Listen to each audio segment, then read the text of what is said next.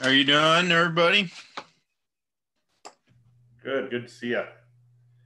Commissioner Grove, nice background. Where is that snow? Is that paper? Where are you? I'm at my house. I just had a virtual one and I didn't know that it was still on. Appears to be a padded room. Padded room is not good. A padded room would be nice right now. I need that background. Exactly. Agreed.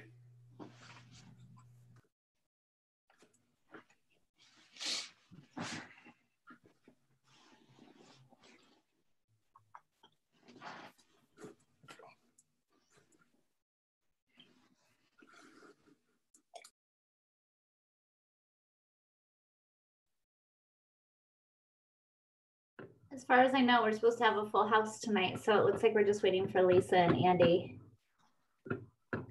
They were here just waiting to be moved over. They're now with you. Thanks, Chris. I always forget to check the attendees before I look at the panelists. Lisa Holland's here. Thanks, Lisa. We all want to be promoted.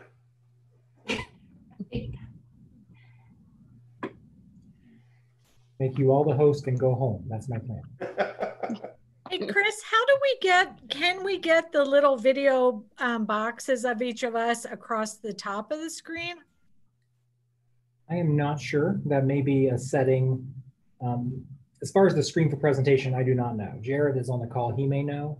You could slide the presentation, Andrea, like you could slide the presentation next to the boxes so you can see them all. So the presentation gets smaller and the windows pop up, if that's helpful. Thank you. Thank you, Ryan. I think I misunderstood the question, so thanks for understanding it. I figured that out last meeting, or in one of the other 400 meetings I've had this last 2 weeks.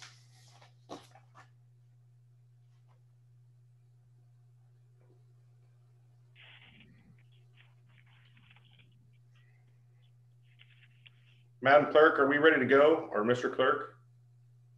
I'm ready when you are and when Chris is. It looks like we're recording and we're live on YouTube, so I think we're good to go. We're ready. It just looks like it's about a minute before 6, so I don't know if you want to wait in case there's public. That's I trust Apple. Apple tells me it's 6 o'clock. No, I'm just joking.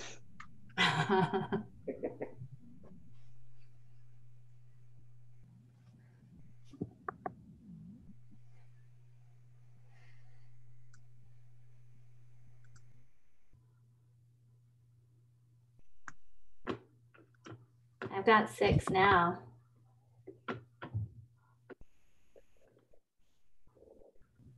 Okay, let's do this. Is everybody ready? Okay. Good evening and welcome to our Planning and Zoning Commission meeting for the date of April 23rd, 2020. And we are bringing you this to you via Zoom webinar. We'll kind of give you an explanation of how this is going to go this evening. On your screen, you should see the commissioners who are present for this evening's meeting, which I think we're all here.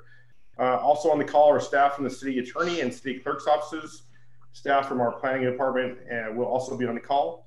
Everyone else that is online Zoom attendees, you may observe the meeting and we can see that you are there. However, your ability to talk and be seen will be muted. During the public testimony portion of the meeting, you'll be unmuted and able to comment.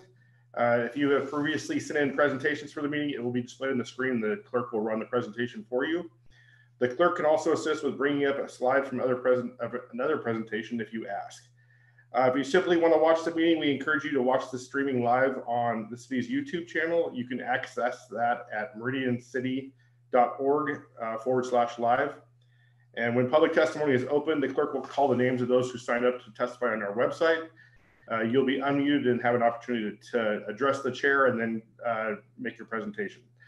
Please state your name and address for the record, and you'll have 3 minutes to address the commission. After that time, we will ask you can ask questions, or we will be able to ask questions for clarification. Once done, you will be muted and no longer have the ability to speak.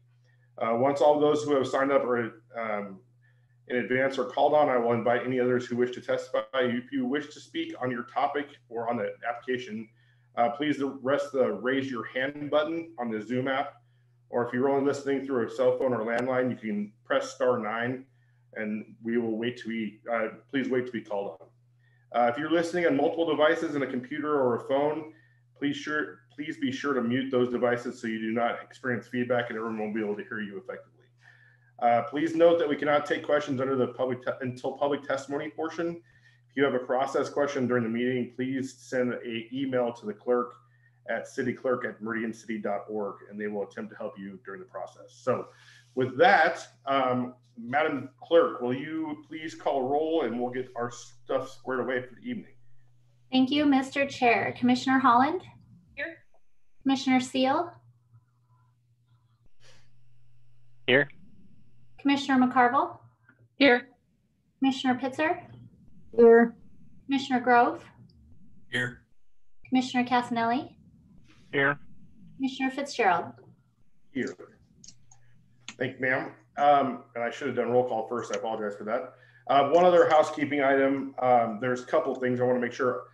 Going forward, just as we're having Zoom meetings, and I want to make sure everybody has a chance to make sure that how you're voting. I'm going to have the clerk call every application as a roll call vote so we can make sure we have clear voting records for everybody. And then if you have any technical difficulties, like your microphone's not working or something of that nature, please wave your hand if the video is still working. If not, shoot Chris an email or a text or a phone call, and we'll try to get you reestablished so we can be part of that discussion. So just want to make sure that's clear, and we'll move on. So the first item on the agenda is the adoption of the agenda. We do have one application that is requesting a continuance. That's the Idaho Central Credit Union, which is H2020-0010. That application is being requested for continuance until May 21st, 2020. And just for informational for the commission, they are going through a DA modification that's in front of City Council right now. And so we can't take action on this until that modification is done. So it's no one's fault or no one's action. We just need to continue it until City Council has a chance to act on that DA mod. So with that adjustment of that one being continued, we'll open it for continuance only. Can I get a motion to adopt the agenda as presented? So moved. Second. I have a motion and a second to adopt the agenda as presented for hearing date of the 23rd. All those in favor say aye. Aye. Aye. Any opposed? Motion passes. Next item on the agenda is the consent agenda. We do have one item on the agenda, which is the approval of minutes for the April 16th, 2020 Planning and Zoning Commission meeting. All those in favor of oh, I need a motion. I can't do it myself. Sorry. Can I get a motion to accept the Nice try. So moved. Thank you. I have a motion and a second to approve the consent agenda. All those in favor say aye. Aye. Aye. Opposed, same. Motion passes. Okay, so can we get a, we'll move on to the first item on the agenda, which is H2020-0010. Can I get a motion from our good commission to continue that application until May 21st, 2020? So moved. Second. Second. I have a motion and a second to continue the public hearing for Idaho Central Credit Union H2020-0010.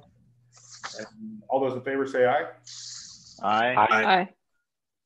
Any opposed? Motion passes. Thank you very much.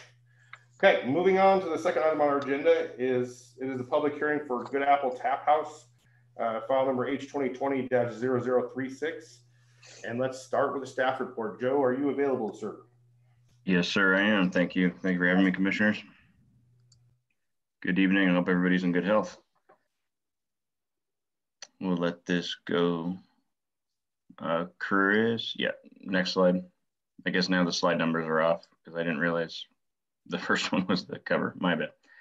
So the request before you is a conditional use permit for a drinking establishment on 0.96 acres of land in the CN zoning district by Rob and Carmen Beanapple, the owners of the business. Good Apple Tap House operates within a newly constructed commercial building located at 1728 East McMillan Road, which is near the northeast corner of McMillan and Locust Grove. The building has received both certificate of zoning compliance and design review approval. Staff would like to note here that the business was operating prior to the stay-at-home order from the COVID-19 outbreak. They obtained their certificate of occupancy due to staff error, and it was not caught until they applied for their alcohol license. Because this error was made on staff's side, the director made the determination that they may continue operating under their temporary license and occupancy while the conditional use permit was being processed. A drinking establishment is a conditional use in the CN zoning district as shown in UDC table 11-2B-2. It is also subject to specific use standards. You can go to the third slide, Chris. Thank you. The business owners are operating a tap house where on-site brewing does not occur, only the sale of alcoholic beverages. In addition, customers may bring their own food, so there are also no kitchen facilities within the establishment at this time. The proposed application and operations appear to meet the required specific use standards for a drinking establishment and the UDC standards. This is mostly due in part because the building is existing and they are not proposing any kind of physical modifications at all. Because the building is existing and Good Apple is a tenant, the site improvements have already been constructed. These include a parking lot with 43 parking stalls and subsequent landscaping. The landscaping is along the eastern side of the building with a 6-foot vinyl privacy fence placed 20 feet from the building on its east property boundary. The 20 feet is the required setback from the commercial building to a residential zone. The building also has a small outdoor patio area on the east side of the building for customers to enjoy the sun while drinking craft beer, hard cider, and wine. Customers are also allowed to have their food on the patio. Staff notes that prior to the virus outbreak and subsequent shutdown, this business was operating and no instances of excessive noise or parking lot crowding have been reported.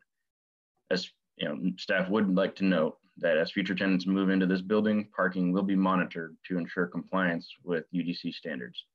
At this time, staff finds the existing parking to be sufficient for this use. In addition to the parking lot and landscaping, directly to the east of this site is a residentially zoned property that has yet to develop. The approved project in this residential property depicts a large landscaped open space lot directly adjacent to this commercial property, and it is approximately 90 feet in width, making the closest a residence will be to this business approximately 110 feet away from the site of this building. Because of the existing conditions, staff has found that these conditions are adequate for the operation of a drinking establishment, and staff recommends approval of the proposed conditional use permit with the conditions listed in the staff report. I'll stand for questions. Thank you. Thanks, Joe. Is there any questions for staff? Mr. Chair, Commissioner Seal. there's no kitchen in there, but are they going to serve food of any type, meaning something that would be, essentially brought in as a vendor? As far as I'm aware, no. They are only allowing people to bring their own food, or they'll allow people to order DoorDash and things like that and have the food brought to them, but they are not offering any food themselves, no. Okay, and is there any provision in here that prohibits them from doing that in the future if they wanted to, setting up a small sandwich bar or vending place or something like that? The specific use standards do not speak to that specifically. However, if they were to add or get into where they're considered a restaurant, the parking requirements will change, and that's going to have to be reevaluated at that point. Okay, thank you. You're welcome. Questions for staff? Commissioners, if I could just elaborate on that a little bit more, please. Yeah, go ahead, Bill. So yeah, certainly if the applicant is having a special event or want to have some outdoor activities there through a temporary use process, they can go through the clerk's office and have some vendors show up in the parking lot and do that on a occasional basis through the TUP process in the clerk's office. So food is an option for sure moving forward, but again, depending on whether it's a permanent solution or a temporary solution, the code would allow for both of those in this instance. Thank you, Bill. Commissioner Sale, did you have any follow-up from that? No, thank you. Okay. Any additional questions for Joe? Commissioner Casanelli? Yeah, take myself off mute there. What's the occupancy of the building itself? Well, my understanding is the occupancy is 52 people.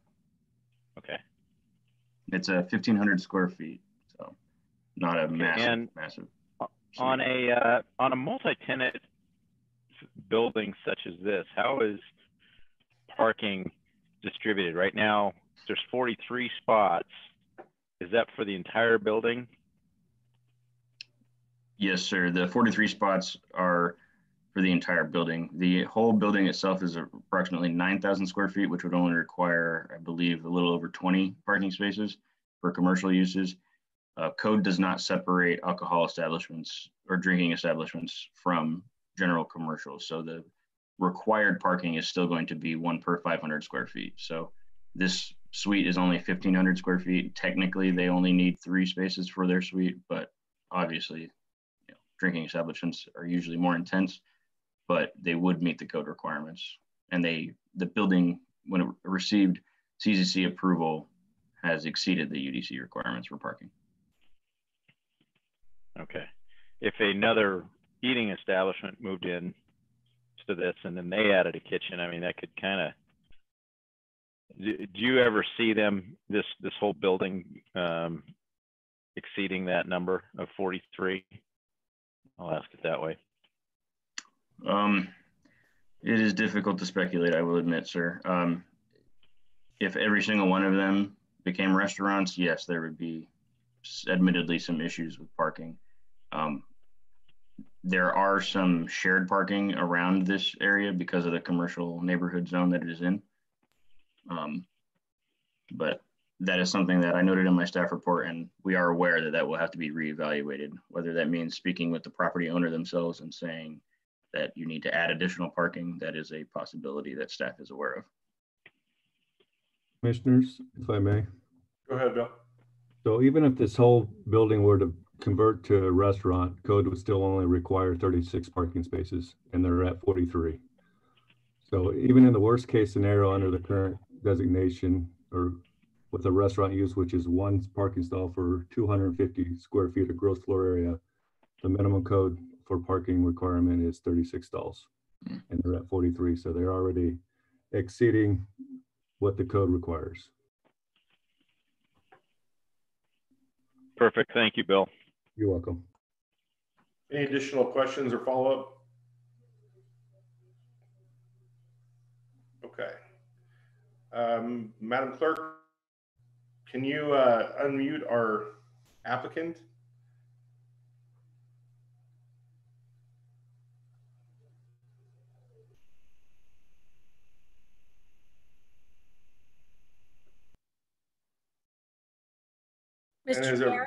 Mr. Chairman, go ahead, Andrea. I put a comment out there. This is a CUP application, so when you get to the point where you're making a motion, it is an approval, denial, or continuation. Thank you. Yes, ma'am. Thank you very much. And Mr. Chair, they should be unmuted now, I believe, and ready to go. And is that Rob that's presenting today?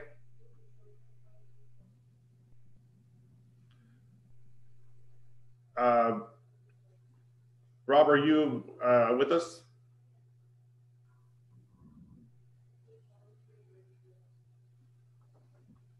Mr. Chair, this is Chris. He's on the line. He's unmuted. Okay. Rob or Carmen, are you hearing us, or I think you're ready to go whenever you guys are ready? They're raising a hand. I'm going to move to panelists to see if we can address it. They're coming in the other direction now. Thanks, Chris.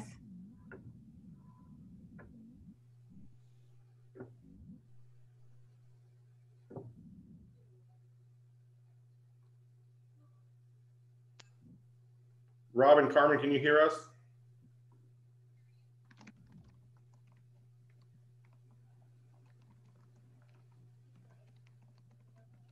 We are still in a black hole. I thank you to all the public for understanding as we try to keep working in the city of Meridian, keep everything moving when we're having always working through technical difficulties. So want to make sure we get our applicant to be able to chat. Robert Carmen, can you hear us? Or, oh, I see you. We just can't hear you. That's the challenge. You get response if nothing else.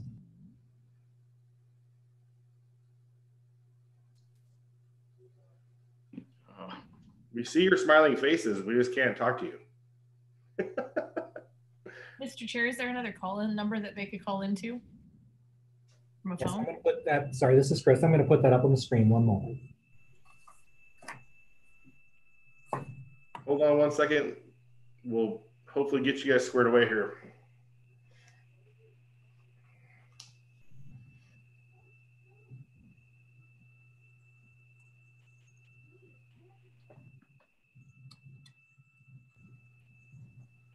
Maybe they have the draft on instead of the hearing, you know?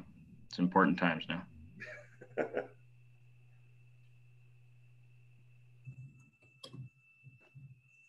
Chris, next steps, what do we want to do? Are we working on it? Just got it on the screen right now. Okay. Carmen, can you see that number? Okay.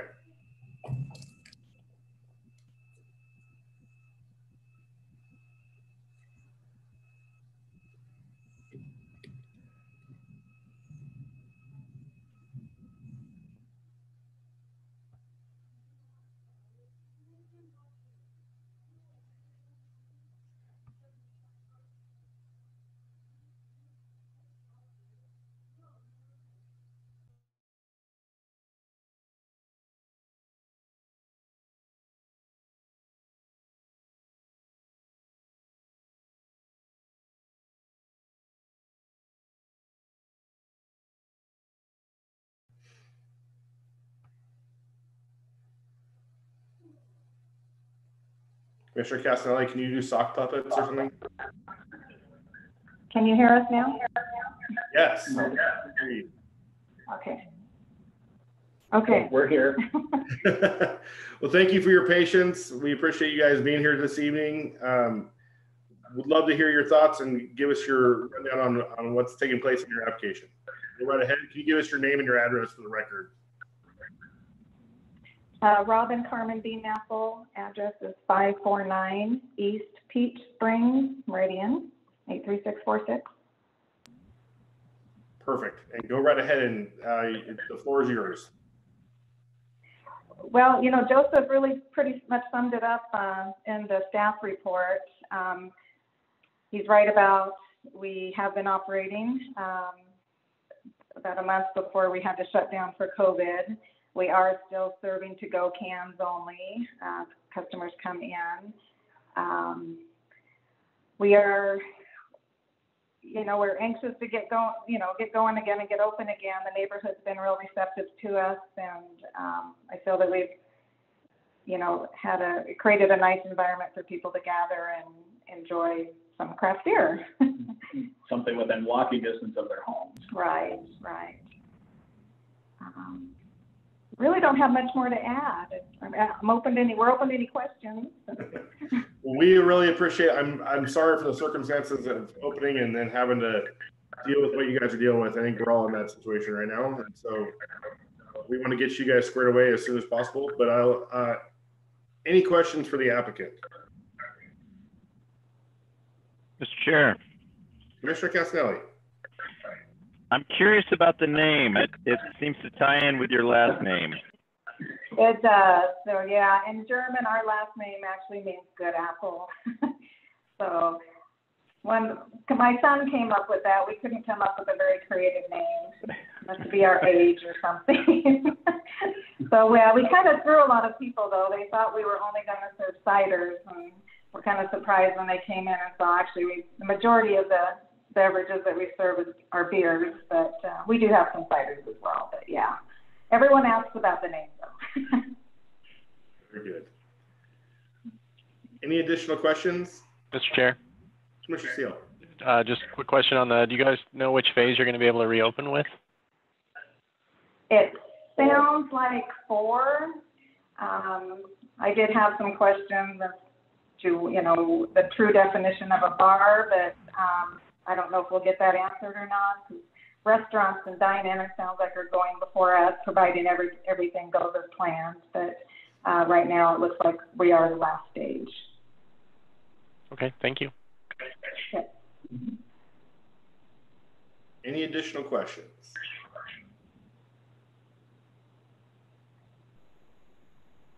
Well, Rob and Carmen, we really appreciate you being here tonight.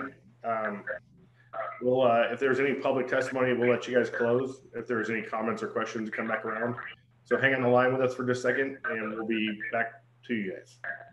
Okay, thank you. Thank you. Thank you. Madam Clerk, do we have anyone that's signed up to testify? Mr. Chair, we had one person sign in, Kevin Ross. He's on the line. I'm going to go ahead and unmute him now.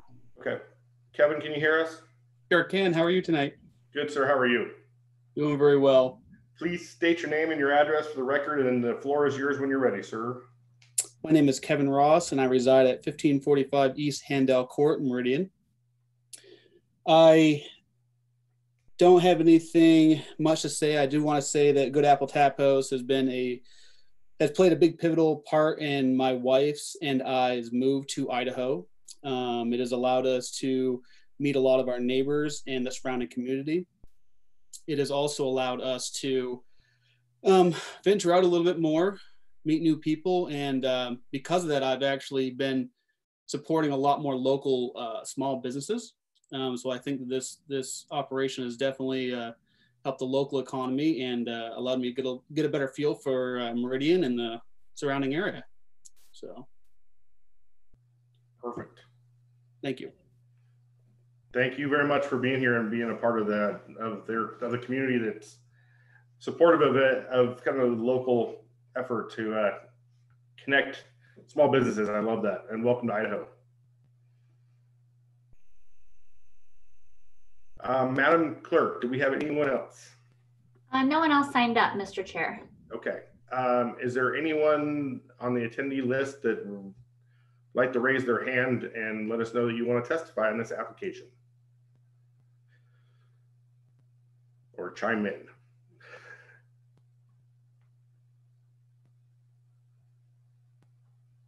Hearing none.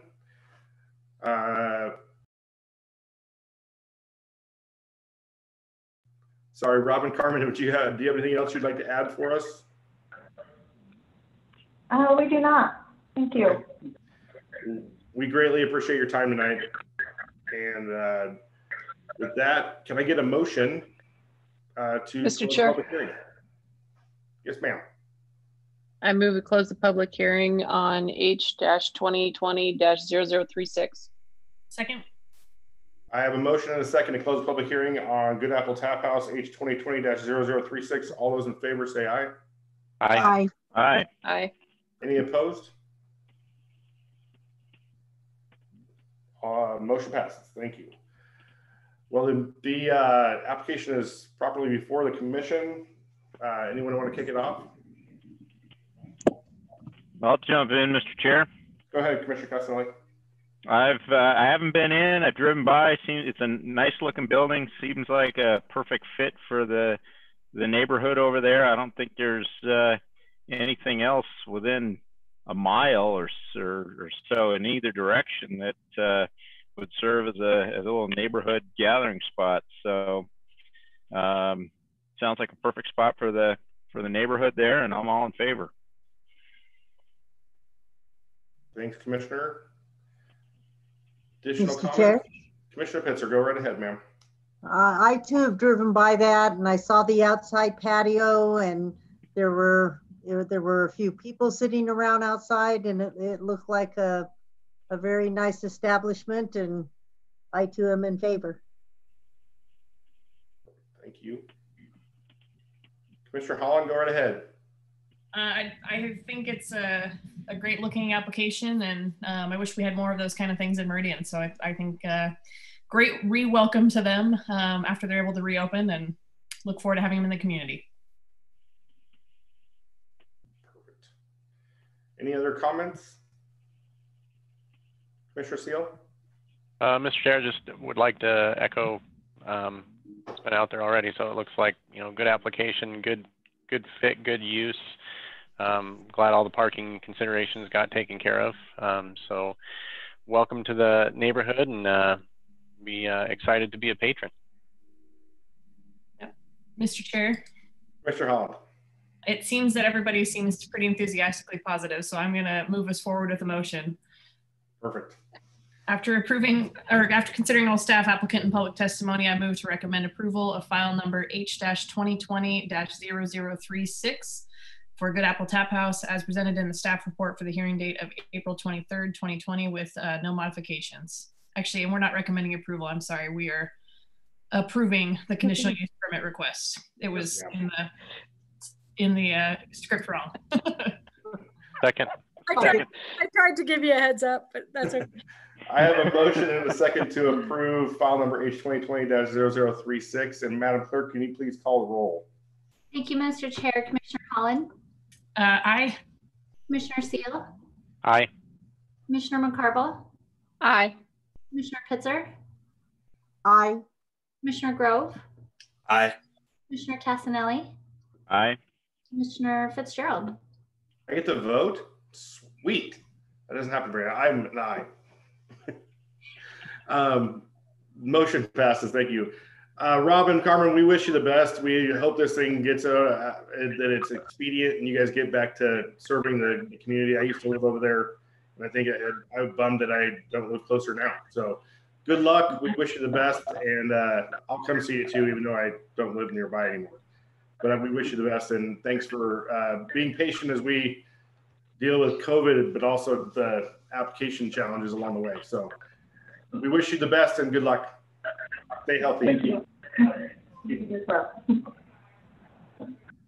Okay, moving on. Next item on our agenda is the McKay Farm Subdivision H-2020-0030, and let's start with the staff report. Thank you, Commissioner Fitzgerald. Appreciate it. Okay. Get the presentation going. Thank you. Okay, the request before you is for annexation and zoning of 10.5 acres of land with an R8 zoning district and preliminary plat consisting of 42 building lots and 9 common lots, and is proposed as one single phase.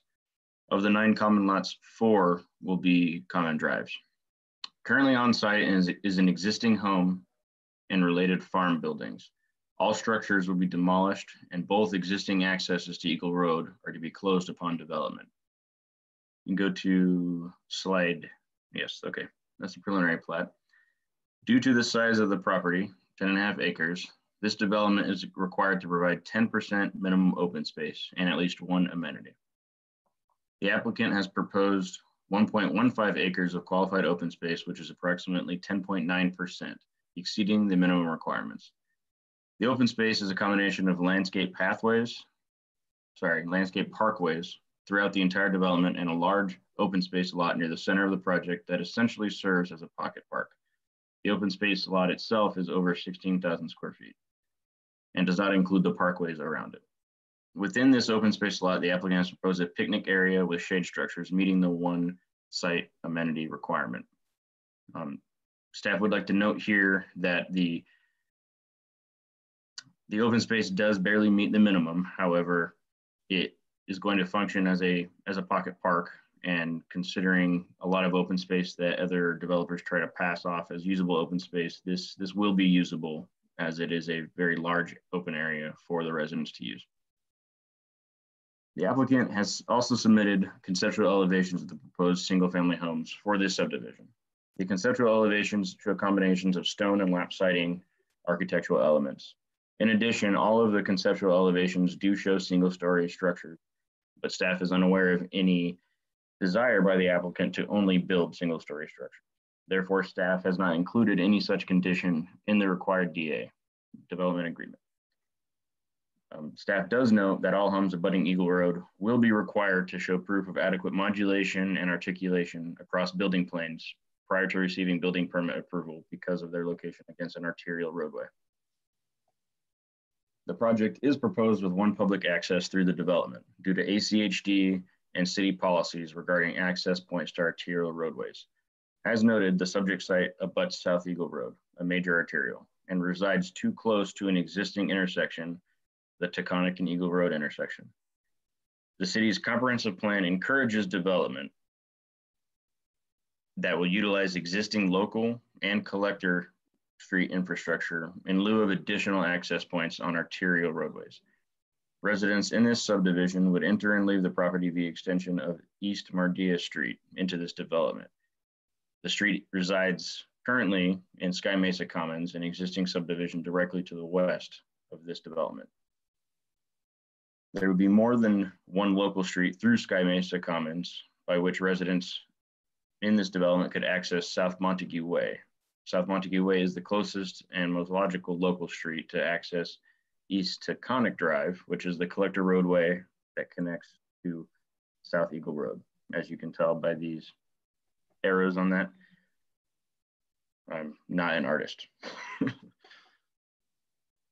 In order to develop more than 30 homes on one public access, the applicant has proposed an emergency only access as shown in the northeast corner of the property. The emergency access will also serve as a common driveway for 3 buildable lots. The Meridian Fire Department and ACHD have reviewed and approved of the location of this emergency only access on Eagle Road. As with all proposed development in this area, school capacity is a point of discussion. West Ada did provide staff with a report noting their continued concern over school enrollment and capacity. The 3 closest schools to this site are Hillsdale Elementary, Victory Middle, and Mountain View. Hillsdale Elementary is currently capped and is no longer accepting additional students. So elementary age students in this development will be bused to Siena Elementary School. Both Siena Elementary and Victory Middle School are over capacity at this time, and Mountain View is currently not at capacity. We did have one person write in and is opposed to the project, or I should say opposed to the existing vehicular access. He's Todd Tucker with Boise Hunter Homes. He has concerns with the single point of access of East Mardia Street and the emergency access on to Eagle Road. He would basically like them switched. In addition, he had concerns over the ACHD estimate of cost for them committing to the shared cost of the interim intersection at Taconic and Eagle Road. Other than that, staff is not aware of any other written testimony. Pursuant to the conditions of approval and required findings noted in the staff report, and with the requirement of a development agreement, staff does recommend approval of the requested annexation and zoning and requested preliminary plat. And I will stand for questions. Thank you. Thanks, Joe. Are there questions for staff? Mr. Chair. Commissioner Seal. Just on the, and looking at the correspondence with, from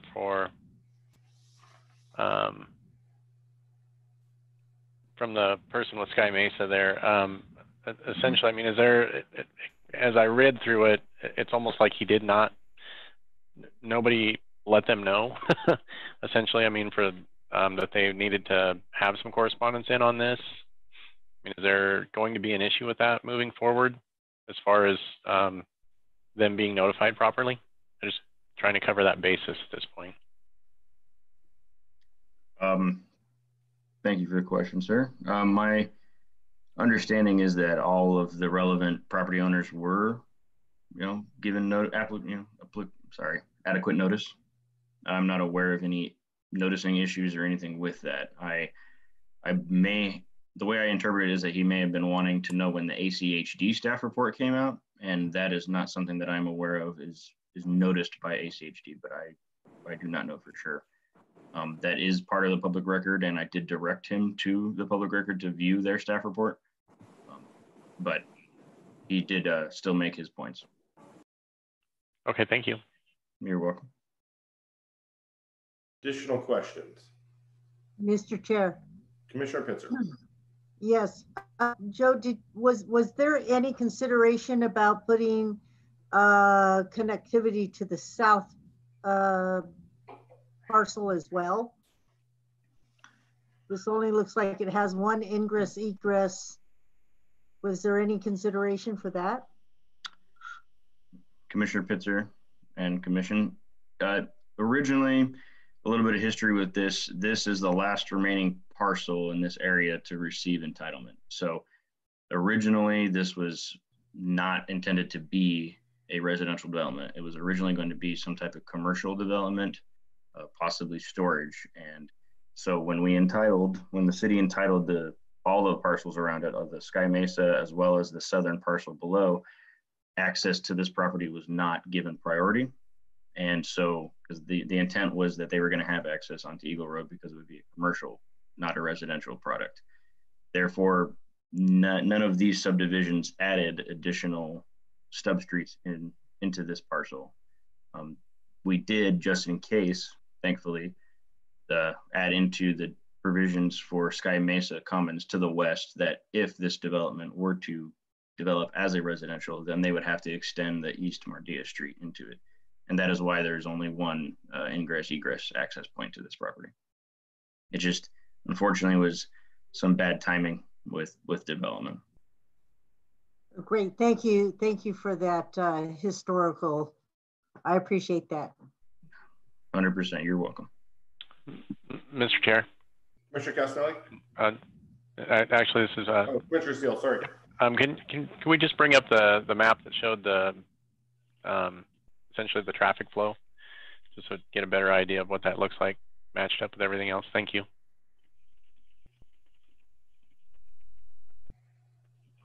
Additional questions for staff? Mr. Chair. Commissioner Castelli. Joe, what is ACHD's objection to another point of access off Eagle Road? There is, almost across the street from the southernmost tip of that property, there is a East Lemon Drive. Yes, sir, that is correct. There is another access on the east side of Eagle Road there for the subdivision, I guess, southeast of this. And then you have the Taconic and Eagle intersection. My understanding is that the southern edge of this property would not line up with that other access across Eagle Road. And so they'd be offset, and then you run into all the ACHD requirements about distances between access points on arterials, and it just wasn't going to work, not with the major intersection of Taconic and Eagle. That is the understanding that I got from the ACHD staff report. Did anybody propose just a right in, right out as another point of access? From my understanding, that was not proposed by the applicant nor staff. No, sir. And final question, is that something that we could condition for? And maybe that's a question for Bill. I will defer to the code, which it would have to have city council waiver in order to have an additional access point onto an arterial. Our comprehensive plan actually, I guess, it wants the least amount of connections, especially residential connections, to these types of arterial roadways.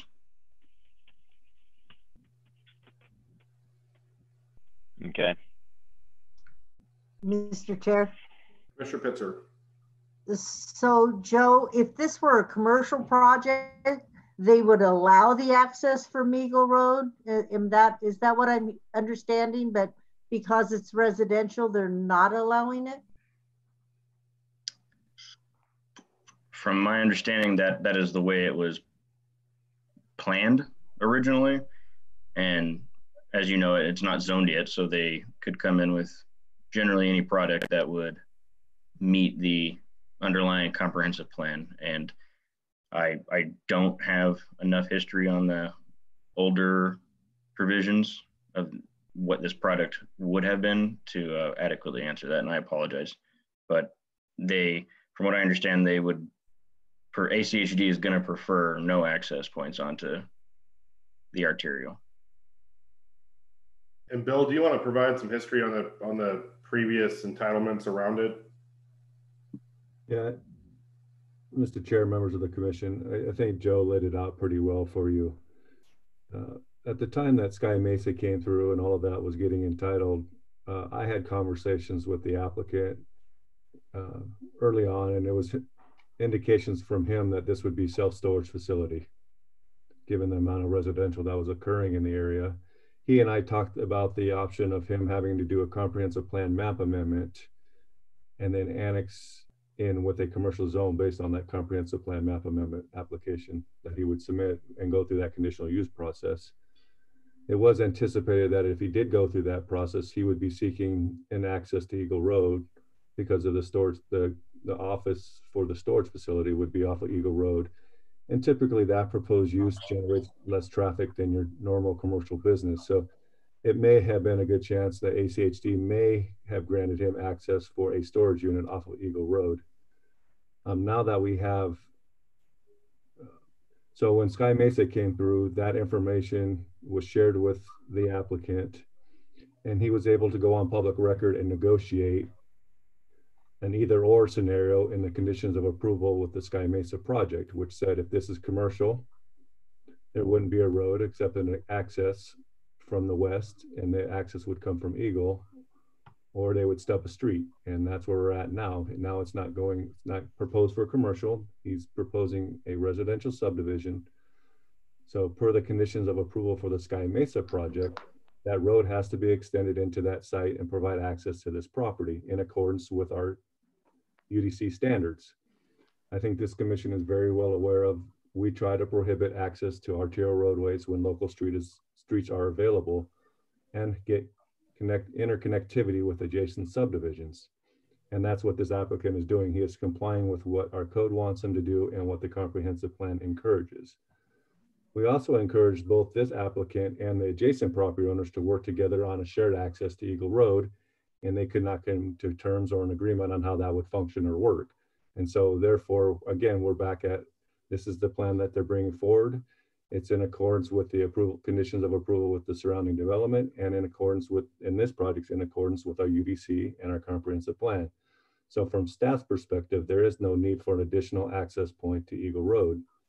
And as Joe has mentioned to you, ACHD does not support another access because there will be two roundabouts, one proposed at the this project would be sandwiched in between two roundabouts, one at the Lake Hazel intersection, and then one at, I can't read the street at the mid-mile, but there's a roundabout plan there. So you don't want to congest the road any further by having more access points.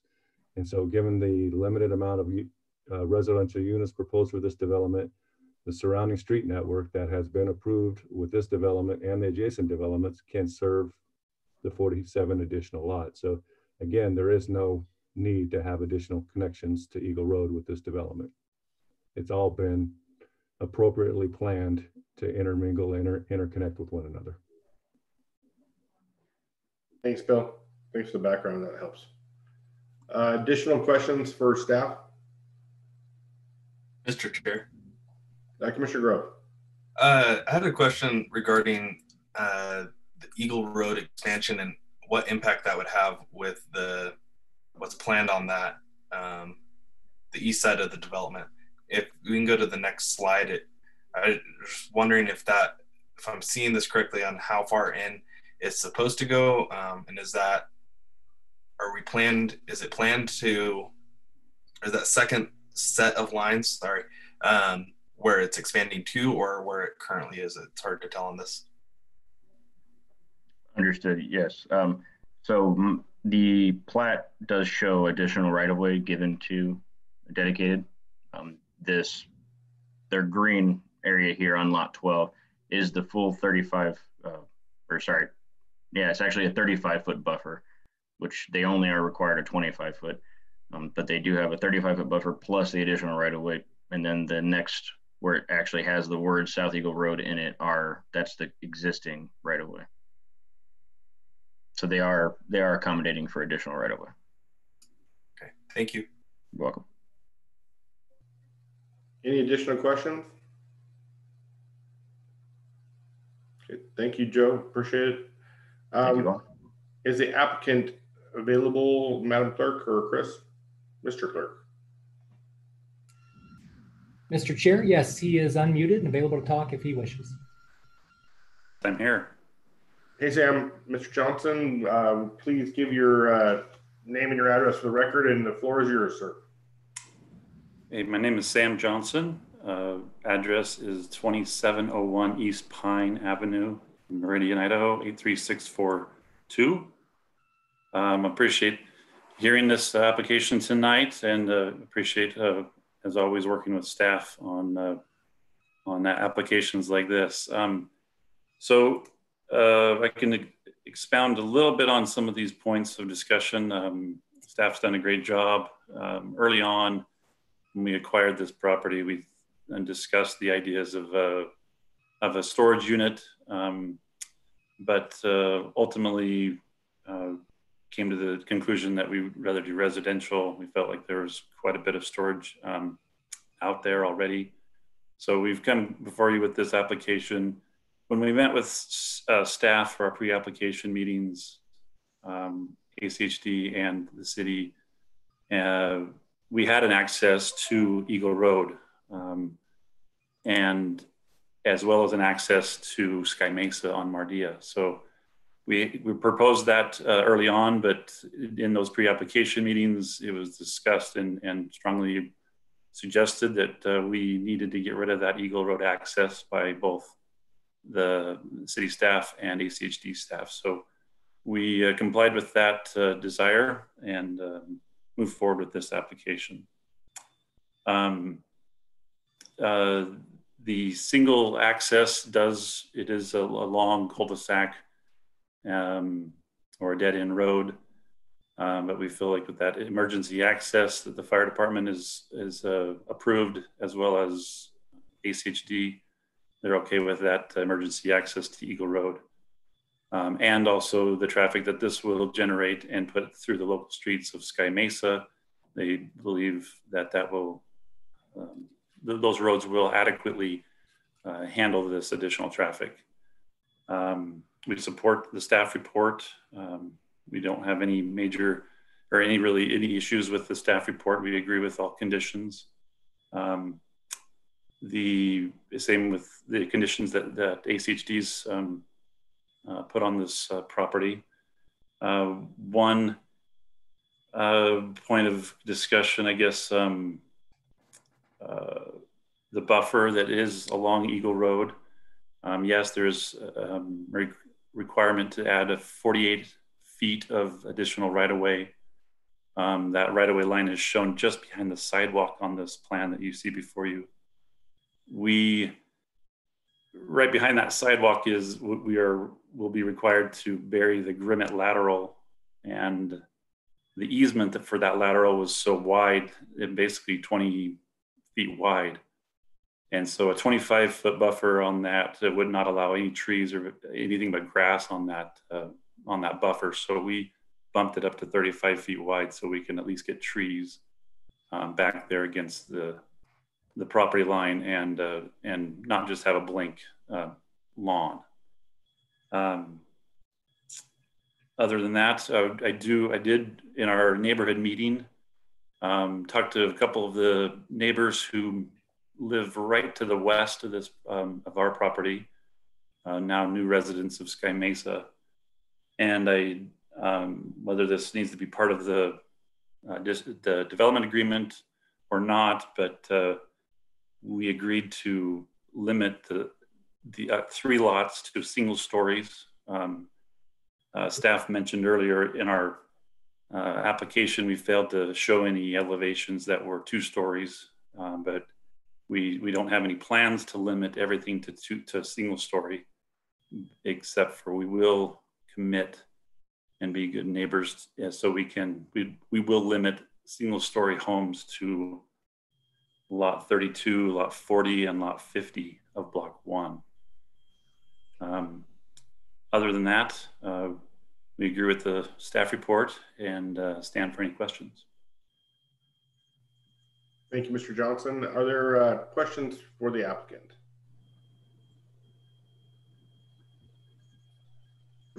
Mr. Chair? Commissioner Pitzer. Yes, I didn't see anything in the staff report. Is this subdivision going to be a home ownership subdivision, or is it going to be a rental sub? Right now, our plan is to sell it to local builders, and we don't have any plans to build the houses ourselves. So we typically limit the rental. In our other communities that we've done, we've limited rentals to not be allowed for at least a year or two after a subdivision is established. But we have not had any discussions about restricting that one way or the other. So this could be sold to like a Home America where they rent out every home. But you don't foresee that? Theoretically, yes, we could sell it to them if the price was right. Did not have not foreseen that or been approached. But theoretically, it could if we chose to do so. Okay, thank you. Mr. Chair. Mr. Casanelli. Sam, I've got a couple questions for you. Can you repeat the lots that you are intending to make single story? Sure. Lots 32, which is in the northwest corner. Lot 40 and lot 50. Those are the three lots that have really long sides and will have smaller setbacks to that shared property line to the west. And so those three lots we will commit to single story, correct? What about the lots in between 34 through 38? We could certainly consider that. Those will have a larger setback in the rear of the building, or rear of the lot. I believe the city setback is 12 feet. It might be even 15. I can't remember for sure. Bill might be able to answer that, but we could consider those 5 additional lots. Okay, and I've another question is one of the concerns from Boise Hunter Homes was the sharing of the expense of the traffic signal. I believe at Tectonic, their ask was for just under 49,000 to share based on the number of homes. What are your thoughts on that? I was just notified of that request today when I noticed that they submitted their testimony. I trust ACHD knows what they're doing and knows how to assess proper fees to each developer and stick with their recommendation. I've not dove into the cost of a roundabout or signal, but they conditioned the 14,400, and I would prefer to stick with their number, obviously, because it's less, but also I believe they're the agency that has the jurisdiction. Mr. Chair. Okay, and then sorry. Go ahead. I had, if I could sneak one more in there, Sam, you made a comment about we did go down the road of storage and commercial on that. You said there's quite a bit of storage in the area. I'm not seeing a whole lot, but if you want to comment on that, I'd love to hear it. And that's my last question. Oh, in the immediate area, there's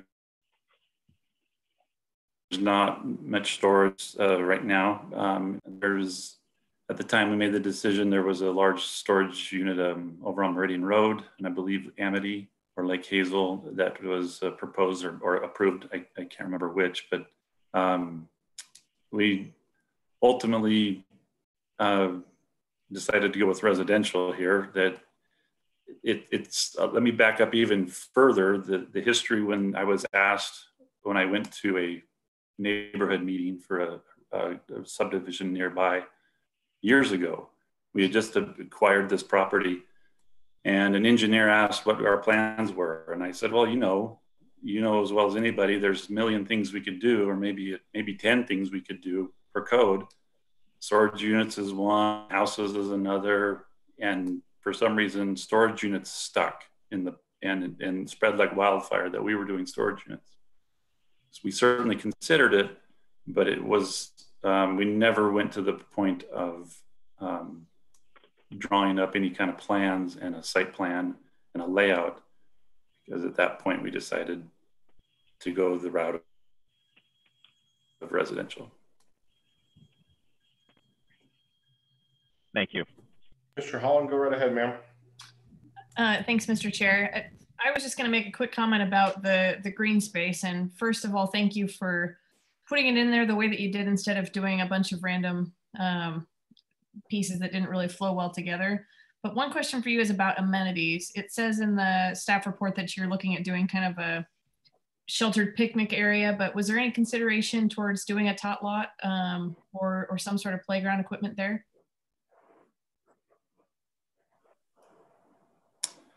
Yeah, we originally thought that that larger open space would count as an amenity, so that we would have two, but it didn't meet the code technically, so that was eliminated. We wrestled with whether it's a tot lot and or a picnic area. We would certainly could entertain adding something like that, or swapping the picnic area, but we certainly looked at all options and thought that the picnic area might be more useful for everyone, and a tot lot would really only be used for little children, and there's a lot of green space to run around on for everyone. Thank you. Any additional questions for the applicant? Commissioner Seal. Mr. Chair, yes. Just a quick comment, and just looking at some of the aerial pictures that I see, it looks like Sky Mesa, basically the roads that you would access come down into cul-de-sacs right now. There's no roads that are developed there. Is that true? And how are you going to move forward with that?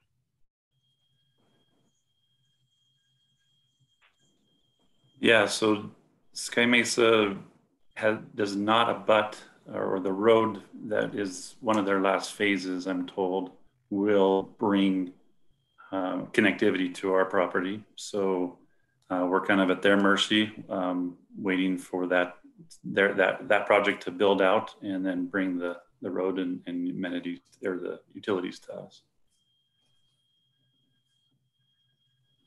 Mr. Seal, do you have follow-up? Yeah, I mean, is there a criteria that they have to start that at any given time? I mean, I guess my concern is if they're opposed to this and they think there's a financial deficit to them, I mean, if they wanted to not be nice, they could basically just not build that out, and that would landlock you, literally. I just wonder if you've had discussions with them on how that's going to work. Yes, we share the same concerns, because that is of our control. They will, with part of their subdivision, there is the standard requirement and time limit to file the next final plat. So they can't hold out too long if they decide to do so. When we were in discussions with them, they had not acquired the property to the south yet, which is Sky Mesa Highlands. So that'll add a couple more phases to their project, but we're a little at the mercy of their timing, and unfortunately, that's where we're going to have to be. Mr. Field, do you have any follow-up there? No, I don't. Thank you. Commissioner Grove, go right ahead, sir. So piggybacking on that, what is a projected timeline for this project? Like what is your ideal situation? Like when are we looking at this coming online? That's a good question. I think ideally, if we could, if this is approved and we're able to move forward with final plat process and construction without delay, then we would be building this out probably a year from now. With Sky Mesa, with every time I've talked to them about their plans have been a little bit fluid as far as what phases are going when. They do have quite a bit of new lots waiting to be built on, and until they burn through that inventory, they'll then start the process to build that next phase, or that phase that's connected to us, or wherever they choose to build in their project. So ideally, I'd start a year from now. At the rate that the market is going, I would imagine that within 2 years they would have all of their product built, and I'd have then connectivity.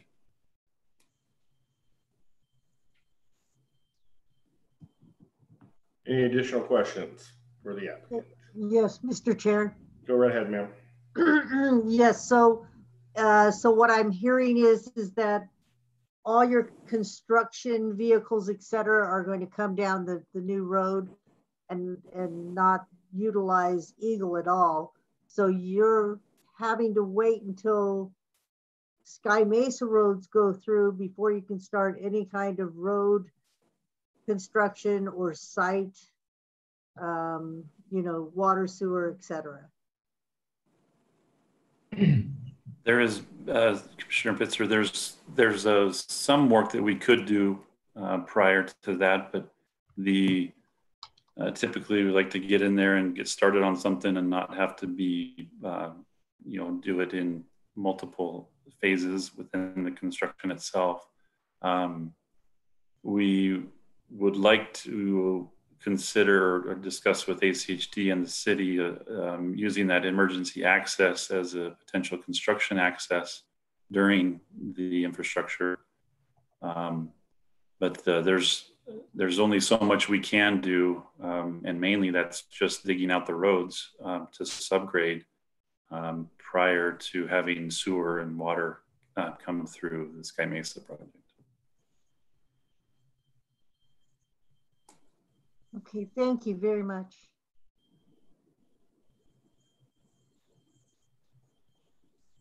Any additional questions at this time?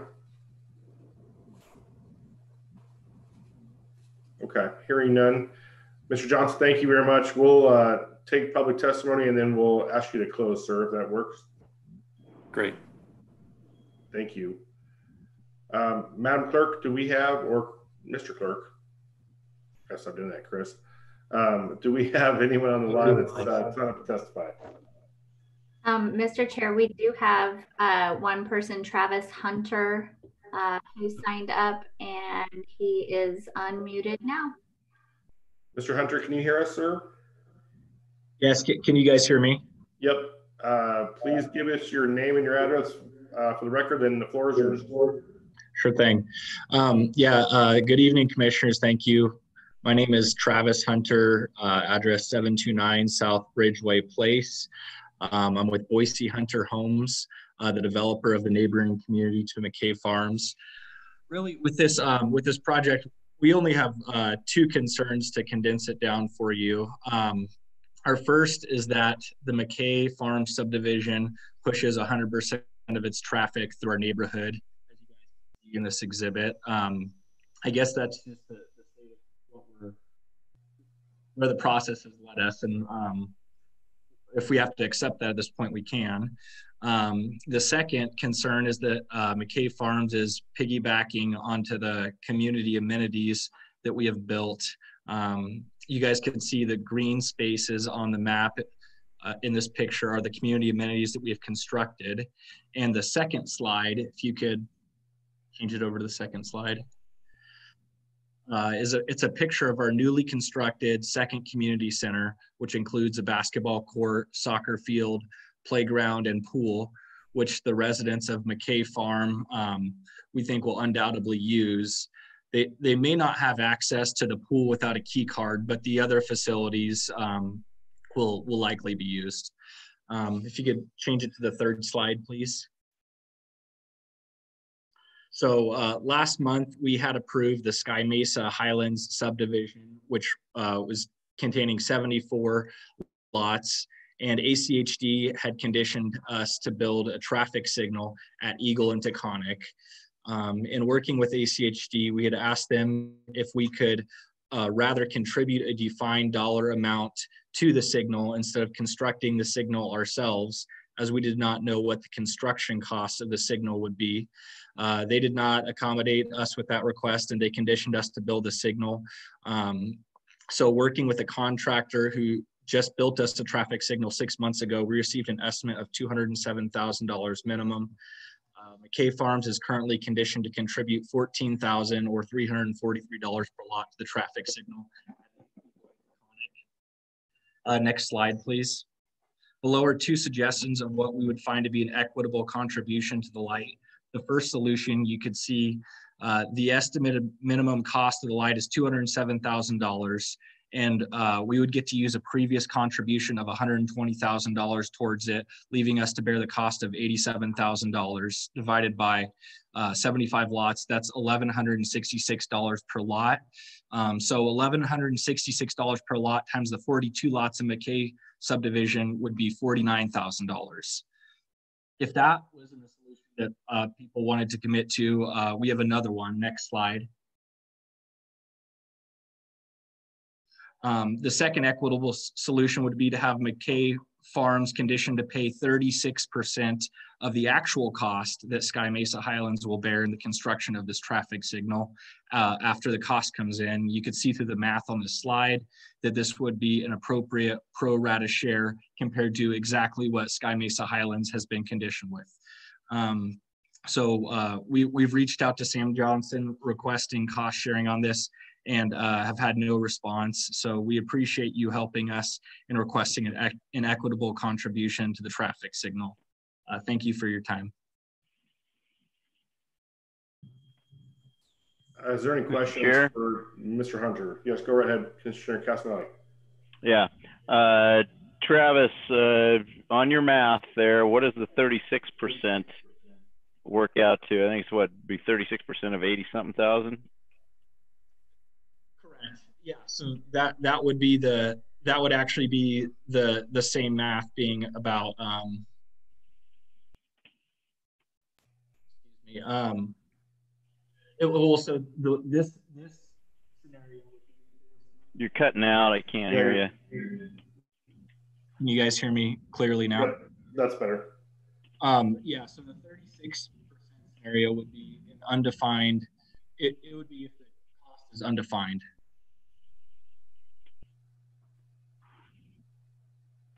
So Travis, I do have a couple questions there. So, I mean, you guys built out most of Sky Mesa as well. So to only put it on Sky Mesa Highlands, there's benefits going to your other lots within Sky Mesa too.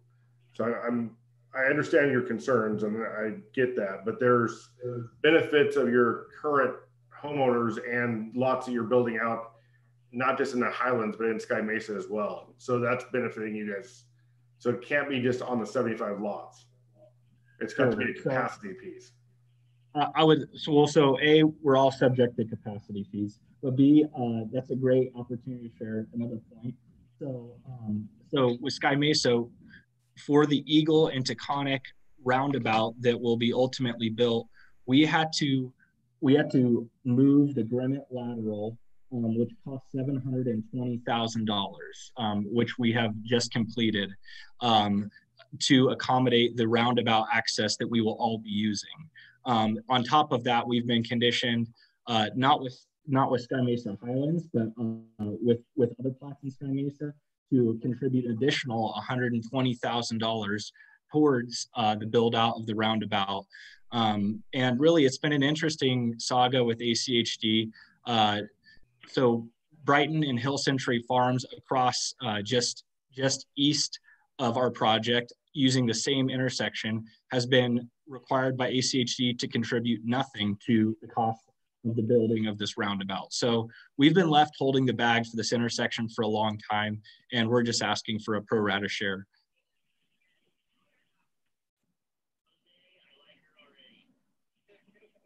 Additional questions for the applicant? Does anybody have any questions?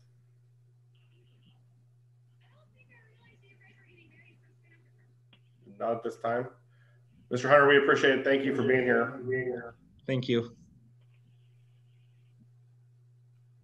Madam Clerk, I know we don't have anybody signed up, but is there anyone else that we're aware of that would like to testify?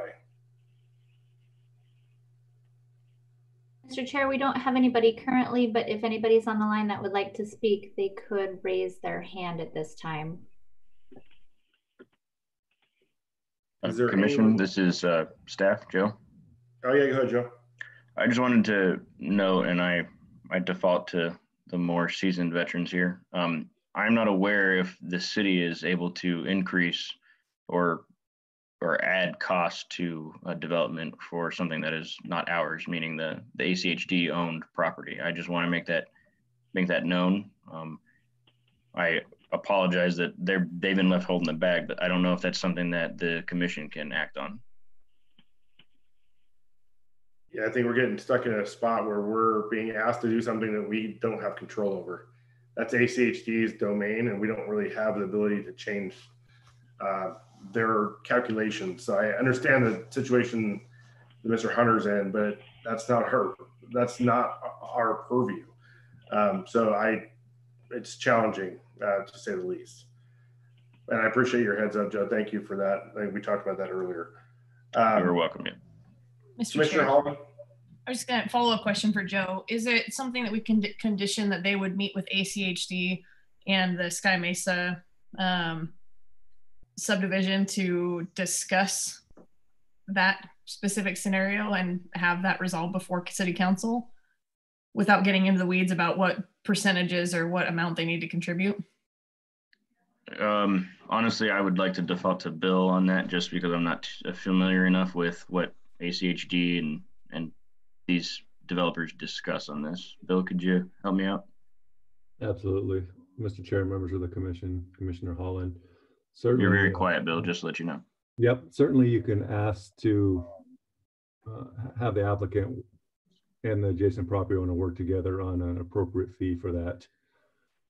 I think that gives them at least 30 days to get that figured out, and if nothing changes, we move forward and tell the council nothing changes. But at least it gets both parties to the table trying to come to at least have that discussion and find some sort of resolution. They may agree or may not agree, but at least they could do that. I think that would be the better solution than to, as Joe alluded to, instead of saying, yeah, we want you to pay the more your proportionate share. It's really, like Joe said, it's an ACHD call.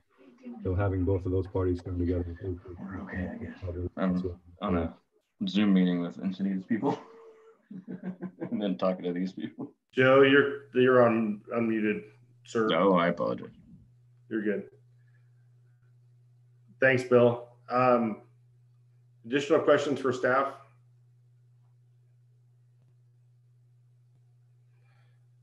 Is there anyone else in the public domain that would like to testify?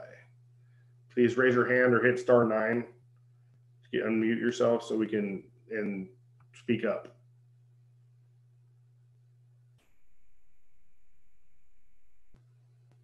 I see a Jimmy on there. You were unmuted, sir. Did you want to testify?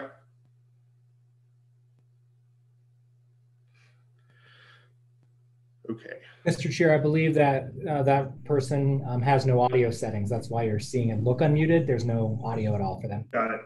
Thank you very much for the clarification. So anyone else just going once? Okay.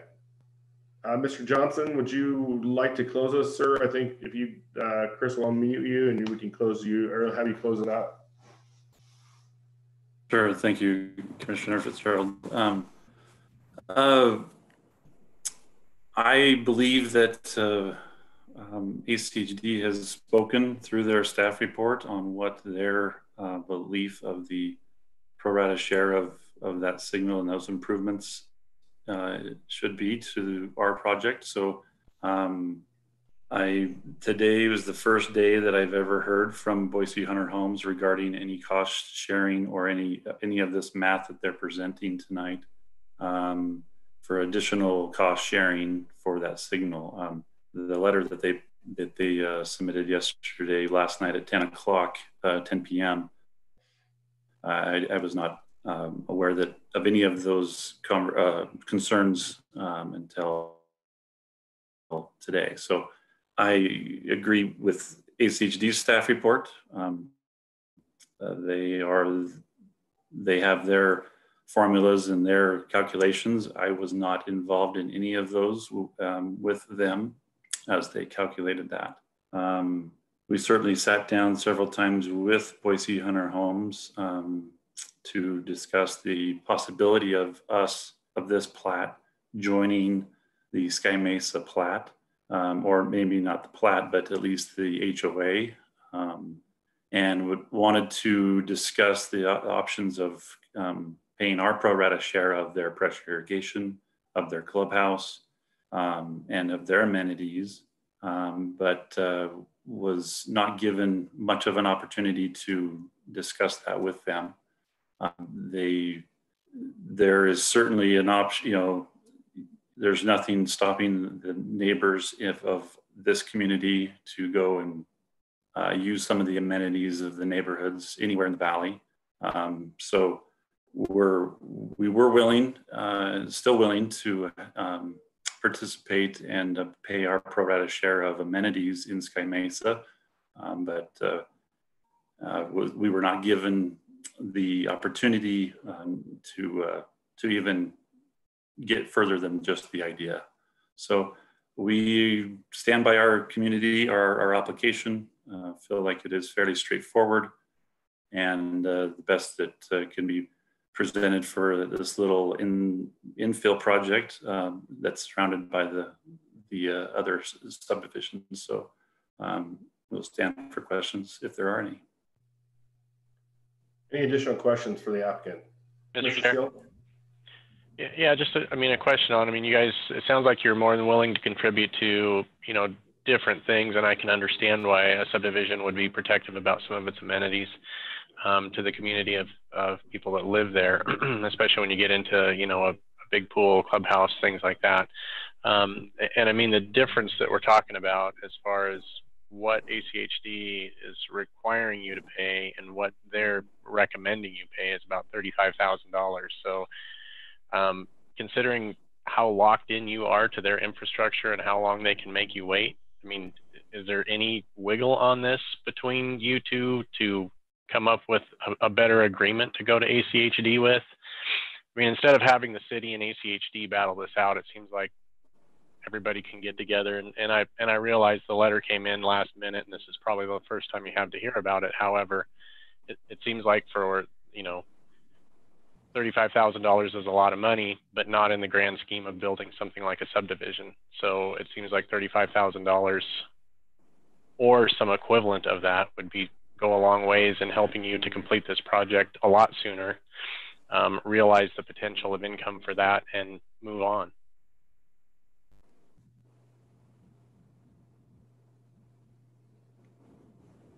Yeah, I'm willing to discuss it further, but again, yeah, I'm skeptical to go off of another developer's math without having the opportunity myself to go through the math and understand where ACHD came from and where this developer's coming from. So again, very late notice on that concern of theirs, and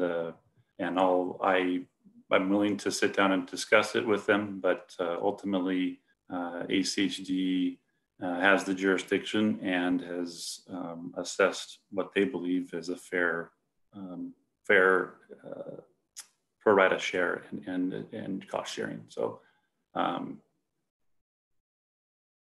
would prefer to stick with their recommendation, but if I would also willing to meet with them and in Boise Hunter if that is needed. Okay, thank you.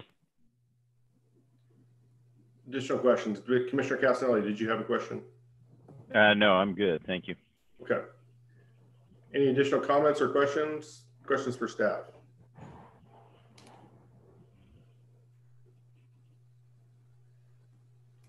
Mr. Johnson, we appreciate it. Thank you, sir. Thank you. With that, can I get a motion to close public hearing? So moved. Second. A motion and a second to close the public hearing on file number H 2020-0030. All those in favor say aye. Aye. Aye. Any opposed? Motion passes. Anybody want to take a first swing? Mr. Chair, Mr. Grove. I just had a few quick thoughts and maybe I'll jump back in later, but start off, I like infill. I don't have as many concerns as some might with the one ingress egress, especially if there's the emergency. Not a big fan of common drives, but I understand why we need to have it in this size of lot that they're working with. But my major concern is centered around timeline, even projecting out how far in regards to the school capacity. The 3 elementary schools that are in this area are severely overtaxed, and without any bond going forward with West Ada in the short term, I don't see a way out of making the situation worse by adding more homes in this area. And so I have some major reservations based on what impact this would have on the schools in this area.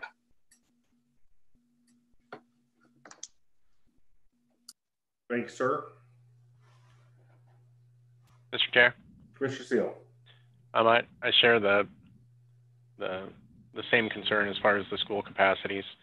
I mean, this one being such a small subdivision and it being infill, and I mean, it's no secret I'm a big proponent of let's not overburden the schools, which they are overburdened in this, but I would be willing to concede that for an infill project such as this that is so small. Beyond that, I actually like the way that the common area is laid out. You know, like was stated in the staff report, a lot of people a lot of subdivisions chop up little tiny places and call it common area, where this really consolidated that and gave you know, the people in that subdivision a place to actually you know, recreate. We have something like that very similar in our subdivision, and it gets a ton of use. There's a lot of kids out there playing in it all the time. So I appreciate the way that is laid out. Considering that the development is locked in as far as when they can develop by Sky Mesa, and there's such a disagreement right now as far as the funding levels of it, I would almost think, you know, my personal opinion is I would like to see a continuance on this to allow them to get together to go back to ACHD. So essentially our involvement is nil or none, instead of just suggesting that they kind of go back and kick the tires around a little bit. So I just think that there's ample time in order to accommodate all of that to allow for continuance, so that we can get a more solid answer from ACHD, who owns the infrastructure piece of this, that is going to have to be ruled on in either way. That way, somebody has to answer to it. Both of them get a solid answer on it, and we can move forward with it. So my only comment there is ACHD has ruled on it. They have a report, and they've given you the report. And so that's my challenge there, is we have to determine things based on information we've been given, and the ACHD has given their determination on this. So we're asking them to deliberate on something they've already deliberated on. So I have no problem saying, let's go down a road of sending them back to ACHD before they go to council, but asking them to reconsider their own report, I think that's going down a road that we don't want to go down. Mr. Chair. Commissioner Holland. I think I would agree. I hear where Commissioner Seal's coming from with his concern. My thought is that if we do end up conditioning that we want the applicant to meet with ACHD and the Sky Mesa subdivision development team, that we could condition that to happen between now and City Council. And it's not something that would really change anything for us, because it's not going to change the layout of the subdivision. It's not going to be anything that has to come back before us. It's just a conversation of who's going to pay what. So I don't think that really has much weighting for us on what we're responsible for. I think if it was going to go somewhere, we can make that recommendation for them to have the consideration of reevaluating and see if there could be some compromise. But again, they have issued a report, and the applicant could be kind and comes maybe to some middle ground to try and help the other applicant, or try to help Sky Mesa out. But I don't think we can make it a requirement. A couple other thoughts since I'm talking anyway. One question for staff: with the single story lots on 32, 40, and 50 being single story, does that already in the staff report, or is that something we would need to condition? Commissioner Holland, Commission, that is not something that's in the staff report. That was not in the narrative, and nor was technically in the application. But if that is what you guys would like to condition, then you guys do have that authority. Okay, thank you, appreciate it. Mm-hmm. My only other comments in general is I like where the layout of the common lot is, kind of central. I would like to see a tot lot there, because I think they are going to have some school-age children. So it'd be my recommendation that we ask them to put in an additional amenity and have a tot lot and the picnic area. But I don't know what other commissioners think about that. I also hear the concerns about the school-age children, because all of our schools are overcrowded, and I know it's challenging. It's hard to figure out which ones do you put the pause on and which ones do you keep moving forward. It's not a huge subdivision because it's an infill project, but certainly every home that's created with school children is an impact to the school system. So I'm not sure exactly where I stand there either, but I think I'd be comfortable with it still moving forward, because I think it's probably going to be a couple of years before these are built out. And hopefully by then we've got some other schools in process, or some kids moving on to different schools and changing the numbers a little bit, but certainly tough. The only other comment I have is, I always hate when there's these shared drives that have 3 or 4 houses on them. If there was any more than 3 houses, I probably would have asked for a condition that we limit that. I would prefer to only see 2 houses off of a shared drive.